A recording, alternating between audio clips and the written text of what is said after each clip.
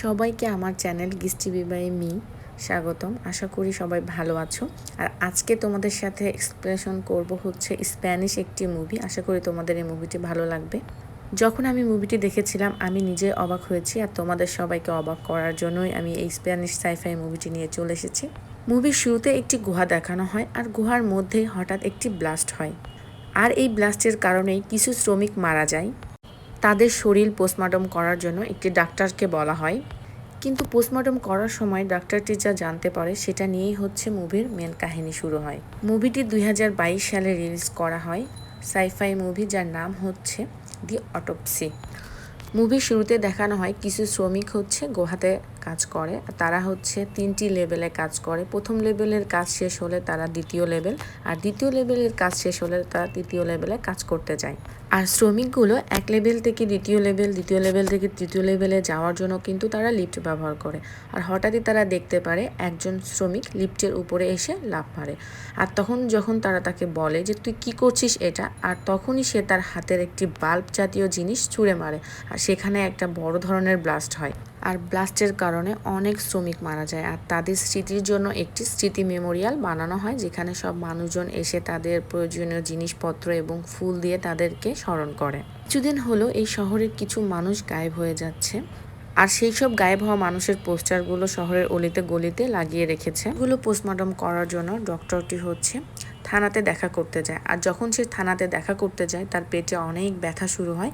তারপরেও সে হচ্ছে কোনোভাবে থানাতে যায়। আর থানাতে যে পুলিশ থাকে সে হচ্ছে ডক্টরের বাল্যকালের ফ্রেন্ড, যার নাম হচ্ছে শরীফ। ডক্টর পুলিশ স্টেশনে আসার পরে তার বন্ধুকে বলে যে তুমি আমাকে আজকে কেন আসতে বলেছ, আমাকে কেন কাল আসতে বললে না। শরীফ ডক্টরকে বলে যে দেখ ইয়ার, মামলাটা অনেক সিরিয়াস, এই জন্য তোকে আমি আজকে আসতে বলেছি।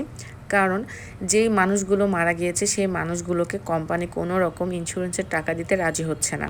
কারণ কেউ এটা ইচ্ছে করে করেছে, আর ইচ্ছে করে করলে তাকে কোম্পানি কোনো রকম টাকা পে করে না, সেটা তো তুই জানিস। তখন তার বন্ধু বলে সে তো ঠিকই আছে, কোম্পানি তো ঠিকই বলছে, কারণ কেউ যদি ইচ্ছে করে বোমটা ব্লাস্ট করে থাকে তাহলে কোম্পানি কেন তাদেরকে টাকা দেবে। ডাক্তার আরও বলে যে কিছুদিন ধরেই আমি শুনছি যে শহরে নাকি কিছু মানুষ এভাবে হঠাৎ হঠাৎ গায়েব হয়ে যাচ্ছে। পুলিশ শরীফ তখন তার বন্ধুকে বলে এই জন্য তো আমি তোকে দেখেছি, যে আসলে মানুষটা কি বোম ব্লাস্টে মারা গিয়েছে নাকি অন্য কোনো কারণ ছিল। আর শহরে যে মানুষগুলো গায়েব হয়ে যাচ্ছে তার মধ্যে একজন মহিলাও ছিল। আর এই জন্য শহরের মানুষজন, পুলিশ সবাই মিলে হচ্ছে একটা দল গঠন করে লাশ জঙ্গলে খুঁজছিল। হঠাৎ তারা একটি গাছের নিচে লাশ দেখতে পায়।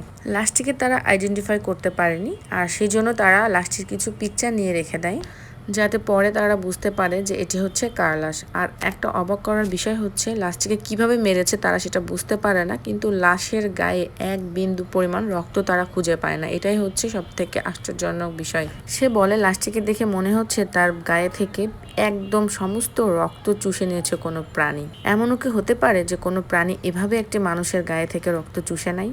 তখন ডক্টর বলে যে তোমরা লাশটিকে কি করেছো।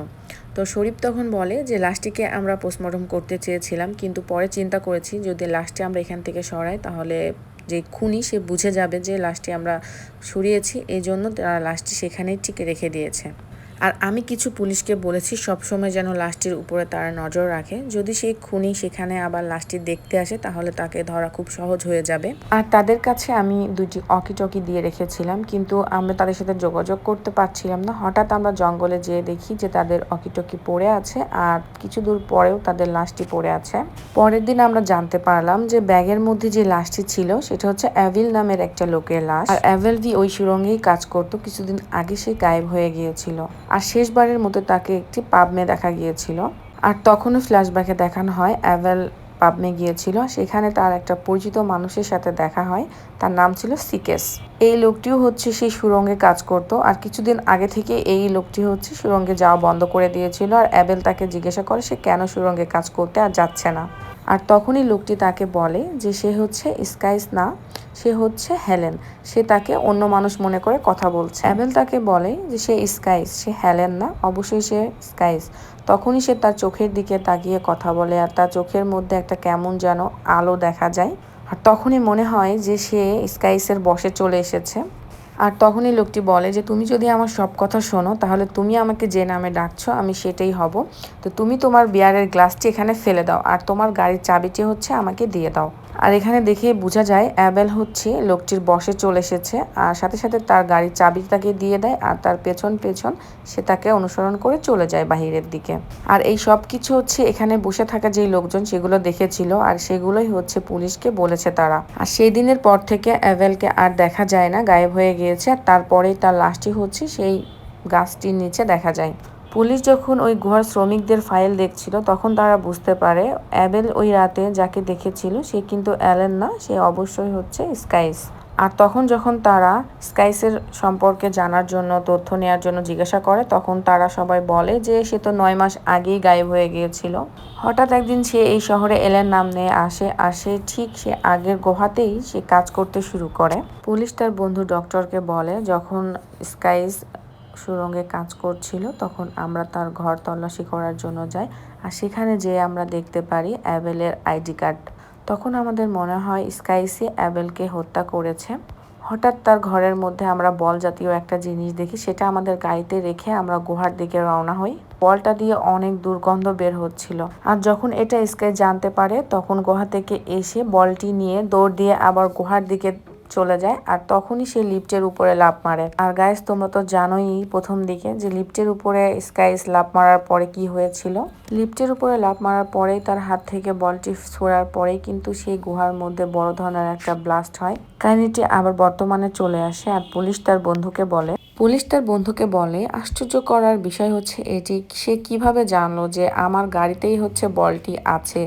আর আমার তো মনে হয় এই বলটিই হচ্ছে গুহাতে ব্লাস্ট করার মেন কারণ। কিন্তু অবাক করার বিষয় হচ্ছে আমরা যখন বিশ্লেষণ করার জন্য গুহার মধ্যে যাই সেখানে আমরা কোনো বল্বের টুকরো পাইনি। আর স্কাইস সহ এই গুহাতে মারা গিয়েছে হচ্ছে মোট 10 জন। আর 10 জনের মধ্যে আমরা যখন স্কাইয়ের লাশের কাছে যাই তখন আমাদের মনে হয় যে স্কাই আমাদের সাথে কথা বলছে, তুমি কি এই লাশগুলো বিশ্লেষণ করে আমাদেরকে সঠিক তথ্য দিতে পারবে। এটি হচ্ছে সে তার বন্ধুকে বলে। আর ডক্টর তার বন্ধুকে বলে ভয় পাওয়ার কোনো কারণ নেই, তুমি আমার সাথে চলো। শরীফ আর ডক্টর যখন বের হয়ে যায় গাড়ির মধ্যে তখন ডক্টর কেমন যেন চিন্তিত ছিল। এটা দেখে শরীফ তাকে বলে তোমাকে এত চিন্তিত কেন লাগছে। তখন তার বন্ধু তাকে বলে যে সে আর কিছুদিনের মেহমান, সে কিছুদিনের মধ্যেই এই দুনিয়া ছেড়ে চলে যাবে, তার ক্যান্সার হয়েছে। এটা শুনে তার বন্ধুর খারাপ লাগে, আর কিছুক্ষণের মধ্যেই তারা মুর্দা ঘরে চলে আসে। আর তার বন্ধু তাকে বলে এখানে কিন্তু মাঝে মাঝে লাইট চলে যায়। তারা একে একে সবগুলো লাশ দেখে, আর এলেনের লাশের কাছে এসেই কিন্তু শরীফ দাঁড়িয়ে পড়ে, কারণ শরীফ অনেক ভয় পাচ্ছিল। এটা দেখে ডক্টর তখন তাকে বলে যে তুই অনেক টায়ার্ড, তুই বাসাতে চলে যা, আমি এগুলো ঠিকঠাক করে যে কাজ করা লাগে সেটা করব। কিন্তু তার বন্ধু তাকে এলেনের লাশের সাথে একা রেখে যেতে ভয় পাচ্ছিল। অনেক রিকোয়েস্ট করার পরে শরীফ কিন্তু তার বন্ধু ডক্টরকে রেখে সে চলে যায়। ডক্টর তার যন্ত্রপাতি এবং টেপ রেকর্ডার নিয়ে বসে পড়ে, আর তার পায়ে দিয়ে হচ্ছে টেপ রেকর্ডার অন এবং অফ করা যায়। ডক্টর তারিখ এবং সময় বলে, আর তারপরে বলে যে কালকে যে লাশগুলো সুড়ঙ্গে ব্লাস্ট হয়ে মারা গিয়েছে তাদের শরীর বিশ্লেষণ করে সে দেখবে আসলেই কি তাদের শরীরে কোনো রকম ব্লাস্টের চিহ্ন পাওয়া যায় কিনা, বা তারা কিভাবে মারা গিয়েছে। তখনই সে প্রথম লাশটি পরীক্ষা নিরীক্ষা শুরু করে, আর পরীক্ষা নিরীক্ষার পরে সে বুঝতে পারে যে এটি হচ্ছে বোম ব্লাস্টে মারা গিয়েছে। আর যখনই সে তার দেহ কাটে তখনই একটা অন্যরকম অনুভূতি কাজ করে, আর সে দেখে তো এটা অবাক হয়ে যায়। তার ঘাড়ের রগগুলো সোজা হয়ে যায়। যেটা কি তার বন্ধু তাকে যেটা বলেছিল সেটাই কি সত্যি? কেউ যেন তার সাথে কথা বলছে আর তাকে বলছে সে যেন এখান থেকে চলে যায়। আর যেহেতু এটা তার কাজ, তার জন্য সে ভয় না পেয়ে দ্বিতীয় লাশ থেকে তৃতীয় লাশের কাছে যায়, আর তৃতীয় লাশটি হলো এলেনের। আর ডক্টর টেপ রেকর্ডিংটি ওপেন করে আর বলতে থাকে যে পুলিশের কথা হচ্ছে এলেন নাকি তাদের কাছ থেকে পালিয়ে যাচ্ছিল, আর যদি সে পালিয়ে যাবে তাহলে কেন বোম ব্লাস্ট করবে, আর বোম ব্লাস্ট করলে তো সাথে সেও মারা যাবে, তাহলে কেন সে বোমটা ব্লাস্ট করলো। তাই ডক্টরের মনে হচ্ছে যে তার মেন উদ্দেশ্যই ছিল হচ্ছে বোমটি ব্লাস্ট করানো। আর যখনই ডক্টর এলেনের লাশের বুক কাটতে থাকে আর তখনই দেখে তার শরীরে এক বিন্দু পরিমাণ রক্ত নেই। ডক্টর ভাবতে থাকে এটা কিভাবে সম্ভব, মৃত্যুর 2 দিন পরেও তো মানুষের শরীরে রক্ত থাকে, তাহলে এলেনের গায়ে এক বিন্দু পরিমাণ রক্ত কেন নেই। তখন ডক্টর তার পরবর্তী লাশটির বুকে আবার ছিদ্র করে দেখতে থাকে, তখন দেখে সেই লাশটির গায়েও কোনো রক্ত নেই। তখন ডক্টর চিন্তায় পড়ে যায় যে প্রথম লাশটির গায়ে রক্ত ছিল, দ্বিতীয় এবং তৃতীয় এবং চতুর্থ লাশটির গায়ে কেন কোনো রক্ত নেই। আর তখনই ডক্টর সেই লাশগুলো ছবি দেখতে থাকে, হঠাৎ বিদ্যুৎ চলে যায়। ডক্টরের মনে একটু ভয় লাগে। তারপরে আবার বিদ্যুৎ চলে আসে আর ডক্টর চিন্তা করে এলেনের আশেপাশের লাশ দুটোর গায়ে কেন কোনো রক্ত নেই। তাই ডক্টর চিন্তা করে যে সে পরীক্ষা করে দেখবে যে এলেনের গায়ে কোনো রক্ত আছে কিনা। আর হঠাৎ কে যেন কথা বলে ওঠে আর ডাক্তার খুব ভয় পেয়ে যায়। চিন্তা করে এখানে তো কেউ নেই, সবাই তো মৃত লাশ। আর তখনই হঠাৎ এলেনের লাশ নড়ে চড়ে ওঠে আর সেখান থেকে নিচে পড়ে যায়। ডাক্তার নিজের চোখকে বিশ্বাস করতে পারে না, কিন্তু তাকে বিশ্বাস করতে হয়, কি জন্য সবকিছু তার সামনেই ঘটে যাচ্ছিল। আর এমন অবস্থা দেখলে যে কেউই ভয় পেয়ে যাবে। আমিও যখন সিনেমাটি দেখছিলাম তখন আমার খুব ভয় লাগছিল। ডক্টর ভয়ে পিছনের দিকে সরে যাচ্ছিল আর এলেনের লাশ ডক্টরের দিকে এগিয়ে আসছিল। এমন সময় এলেনের লাশ ডক্টরকে বলে, প্লিজ আমাকে এই দেহ থেকে বের করো, আমাকে মুক্তি দাও। ডক্টর কথাটি শুনে বলে, তুমি কি মরনি? তখন এলেন বলে, আমি এলেন না, আমি জাস্ট এলেনের বডিটি ব্যবহার করছি, প্লিজ কিছু একটা করো। তার কথা শুনে ডাক্তারের মাথার মধ্যে কিছুই যায় না, কিন্তু সে তাকে জিজ্ঞাসা করে, তাহলে তুমি কে আর এলেনের বডির মধ্যে কি করছো? তখন সে বলে, আমি দুনিয়ার বিভিন্ন জায়গাতে ঘুরে বেড়াই আর এভাবেই বিভিন্ন সময় বিভিন্ন মানুষের বডির মধ্যে যে তার শরীরটাকে ব্যবহার করি। আমি যখন এলেনের বডিতে আসি তখন আমি ছোট ছিলাম আর এখন আমি বড় হয়ে গিয়েছি, এই জন্য আমি এই বডি থেকে বের হতে পারছি না। সে আরো বলে, আমার অনেক খিদা লেগেছে, আমি রক্ত পছন্দ করি আর আমি রক্ত খেয়েই বেঁচে আছি। তখন ডক্টরের আর বুঝতে বাকি থাকে না যে এটা হচ্ছে একটা প্যারাসাইট। সে এলেনের বডির সমস্ত রক্ত খেয়ে নিয়েছে, এখন সে বডি থেকে বের হতে পারছে না। খুবই ইন্টারেস্টিং একটা ব্যাপার ডক্টরের কাছে মনে হয়। তখন ডক্টর বডিটিকে জিজ্ঞাসা করে যে তোমার হাতে যে বমটি ছিল সেটা তুমি কেন ব্লাস্ট করেছ? তখন বডিটি বলে, সেটা কোনো বম ছিল না, সেটা ছিল হচ্ছে আমার স্পেসশিপ আর এটা আমি ব্লাস্ট করেছি। আমি চাচ্ছিলাম না যে এই টেকনোলজি কোনো মানুষের হাতে পড়ুক বা তোমরা সেই জিনিসটা জানতে পারো। হঠাৎ বডিতে বলে ওঠে, তোমার শরীর থেকে ক্যান্সারের গন্ধ পাচ্ছি। এই বলে বডিটি হাঁ করে আর তার মুখ থেকে অক্টোপাসের মতো কিছু বেরিয়ে এসে ডক্টরকে হামলা করে। তখনই আমরা দেখতে পারি ডক্টর হচ্ছে বেডের উপরে শুয়ে আছে আর প্যারাসাইটটি ডক্টরের দিকে এগিয়ে আসে আর বলে সে একটা এলিয়েন প্যারাসাইট, তার কোনো সেন্স নেই, তাই সে মানুষের জীবনটাকে উপভোগ করতে চায়। মানুষ তার জীবনে যা কিছু করে সবকিছুই সে করতে চায় আর সবকিছুর মজাই সে নিতে চায়। সেজন্যই সে ছোট থেকে মানুষের বডির মধ্যে ঢুকে তার রক্ত মাংস সবকিছু খেয়ে নষ্ট করে দেয়। কিন্তু তার বিপদ ঘটে যখন সে এলেনের বডিতে আসে। সেজন্য সে আর এলেনের বডিতে থাকতে চায় না, সে এখন ডক্টরের বডিতে চলে যেতে চায়।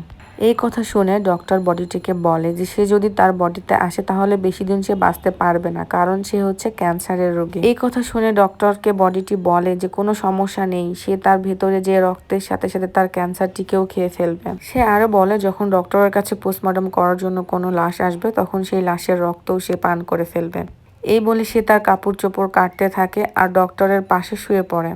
আর তখন সে ডক্টরকে বলতে থাকে সে পৃথিবীতে কিভাবে এসেছিল। সে ছোট একটা স্পেসশিপে এসেছিল আর এলেন সেইটা ঘরে নিয়ে গিয়েছিল। তখন সে রাতে শুয়েছিল আর তখন সে সেখান থেকে বের হয়ে এলেনের বডিতে চলে যায়। আর এলেন যা কিছু খেত সবকিছু খেয়েও আস্তে আস্তে বড় হতে থাকে। আর এটা ছাড়াও এলেনের আশেপাশে যে ফ্রেন্ড বন্ধু ছিল সে তাদেরও রক্ত খেয়ে নিত। এছাড়া টাউনে যে মানুষগুলো গায়েব হচ্ছিল সেই সমস্ত মহিলা এবং পুরুষের রক্তও সে খেয়ে নিচ্ছিল। তাছাড়া সে আরো বলে আমাদের মতো প্যারাসাইট গুলো মানুষের শরীরের মধ্যে ঢোকার পরে মানুষের মতোই ব্যবহার আচার করতে থাকে। আর কিছুক্ষণের মধ্যেই আমি তোমার শরীরে ঢুকে যাবো আর যখন শরীফ আসবে তোমার সাথে দেখা করতে তখন আমি শরীফের রক্ত চুষে সব খেয়ে নেব। তখন সে আরো বলে যে যখন আমার স্পেসশিপটি বাস্ট হয়েছিল তখন আমার আশেপাশে আরো দুটি লাশ ছিল, আমি খুব সহজেই তাদের শরীর থেকে রক্তগুলো খেয়ে নিয়েছিলাম। আর কিছুদিন পরে আমি আমার প্ল্যানেটে সিগন্যাল পাঠাবো, সেখানে আমি বলবো যে আমাদের মতো প্যারাসাইটগুলো পৃথিবীতে খুব সুন্দরভাবে খেয়ে পড়ে বাঁচতে পারবে। আর তখন আমার প্ল্যানেটের সব প্যারাসাইটগুলো পৃথিবীতে চলে আসবে আর আমরা রাজ করব। সে ডক্টরকে আরো বলে যখন আমি তোমার শরীরে ঢুকবো তখন তোমার শরীরের পুরো কন্ট্রোল আমার থাকবে, কিন্তু তোমার মস্তিষ্কের কন্ট্রোল আমি নিতে পারবো না। তোমার মস্তিষ্ক তোমার থাকবে আর আমার মস্তিষ্ক আমার থাকবে। ঠিক যেমন আমি এলেনের শরীরে ঢুকেছিলাম ঠিকই কিন্তু এলেনের সাথে আমি কথা বলতে পারতাম। এইসব কথা বলতে বলতে এলেনের শরীর থেকে খুবই বিচ্ছিরি টাইপের দেখতে একটা প্যারাসাইট বের হয়ে আসে আর ডক্টরের বডির উপরে চলে যায়। প্যারাসাইটটি কোনো কিছু না বলতে পারে না, দেখতে পারে না, কোনো কিছু ফিল করতে পারে।